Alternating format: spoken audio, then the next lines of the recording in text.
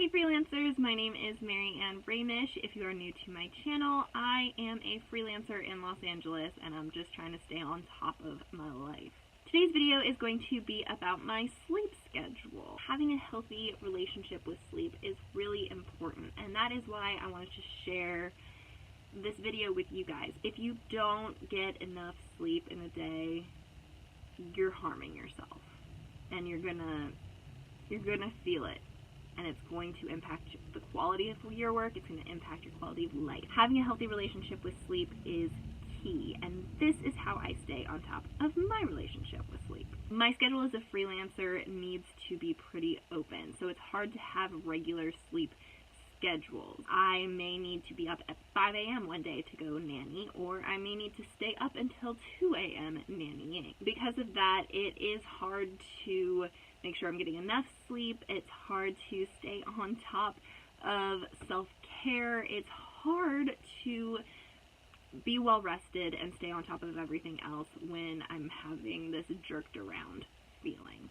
For me, I need 8 hours of sleep, so these are the strategies I use to make sure I will get those hours. I'm a big planner person, as you guys may know, and so when I'm starting to figure out what my sleep is going to be like for the week, for the day, I look first at my planner and I fill in all of my work hours. These are going to be set things, so I may have to work on ghostwriting one day, but those hours are flexible, whereas nannying, I need to be at a certain place at a certain time. So I put in the certain place, certain time items first. And then I add any dates that I have planned, any social outings, any appointments, any auditions, anything else that takes away from my flexible hours.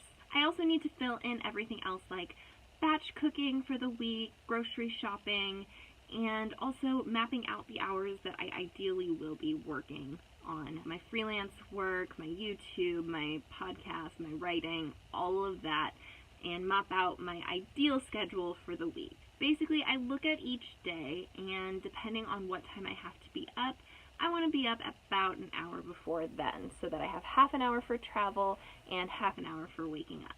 My morning routine, when it's really basic, is about 30 minutes. It's waking up, drinking water, cleaning some of the bathroom, and getting ready for the day, having breakfast, and dancing around a little bit. It's pretty simple and sweet, and I just want to make sure I have time to do all of that and get out the door for my job.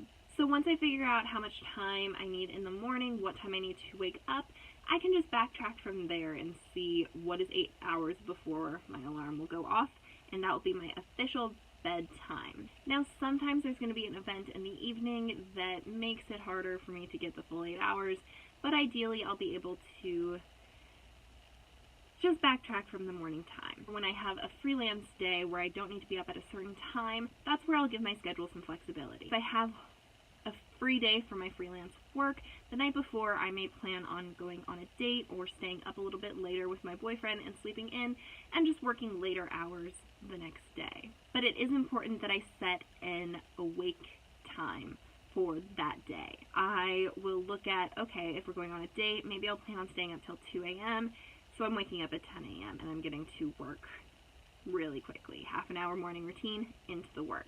The important thing for me is I get enough sleep, because when I don't, it's terrible. I don't have the luxury of being able to say 11 p.m. every night I'm going to go to sleep and I'm going to wake up at 7 a.m. That's just not how my schedule works. My sleep schedule naturally is going to bed earlier, waking up earlier. My boyfriend's is the opposite. He likes staying up later, sleeping in more.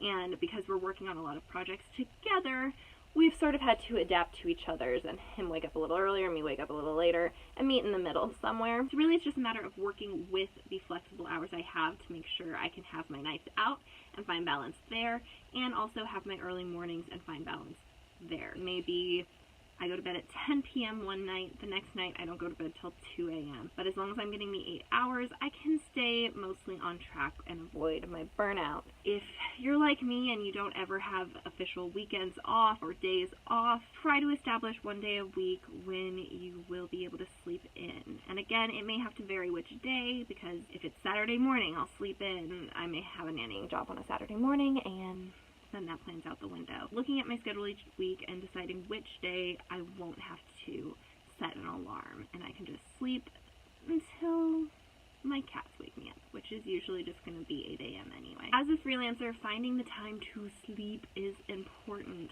Being well rested is one of the most important aspects of productivity when you work from home, because if you have a bed that you like and a couch that you like within walking distance with just a couple of feet, I could be in bed right now. It's really important to be well rested or temptation will strike. So that is how I get enough sleep into my schedule. Let me know if you guys have any strategies for yourselves as freelancers. And if you haven't yet, please like and subscribe, and I will talk to you guys again soon. Bye.